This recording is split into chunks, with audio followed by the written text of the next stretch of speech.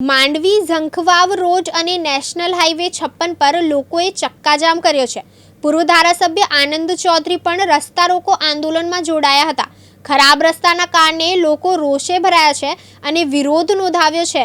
આ ઉપરાંત અહીં ટાયરો પણ સળગાવવામાં આવ્યા હતા। બીજી તરફ પોલીસ પણ ઘટના સ્થળે પહોંચી હતી અને પૂર્વ ધારાસભ્ય આનંદ ચૌધરીની અટક કરાતા હાજર વિરોધ કરતા વિફર્યા હતા અને ફરી હાઈવે પર બેસી જતા તંત્રને પરસેવો છૂટી ગયો હતો। ખરાબ રોડ રસ્તાને લઈને માંડવી ઝંખવાવ રોડ અને નેશનલ હાઈવે 56 પર લોકોએ ચક્કાજામ કર્યો છે। આ વિરોધ પ્રદર્શનમાં પૂર્વ ધારાસભ્ય આનંદ ચૌધરી પણ જોડાયા હતા। રોડની વચ્ચે બેસી લોકોએ વિરોધ નોંધાવ્યો હતો। લોકોએ ટાયરો સળગાવી ઉગ્ર વિરોધ તંત્ર સામે નોંધાવ્યો હતો। બીજી તરફ બનાવની જાણ થતાં પોલીસ પણ ઘટના સ્થળે પહોંચી હતી। પોલીસે સળગતા ટાયરો માર્ગ પરથી દૂર કરવાની તજવીજ હાથ ધરી છે।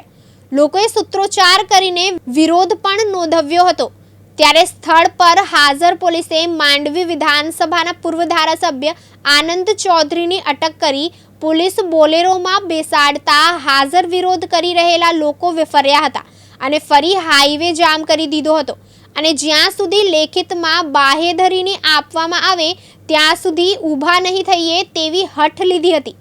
ઘટના સ્થળે દોડી ગયેલા તાલુકા મામલતદારે ટૂંક સમયમાં રસ્તો બની જશે તેવી બાહેધરી આપતા મામલો થાણે પડ્યો હતો।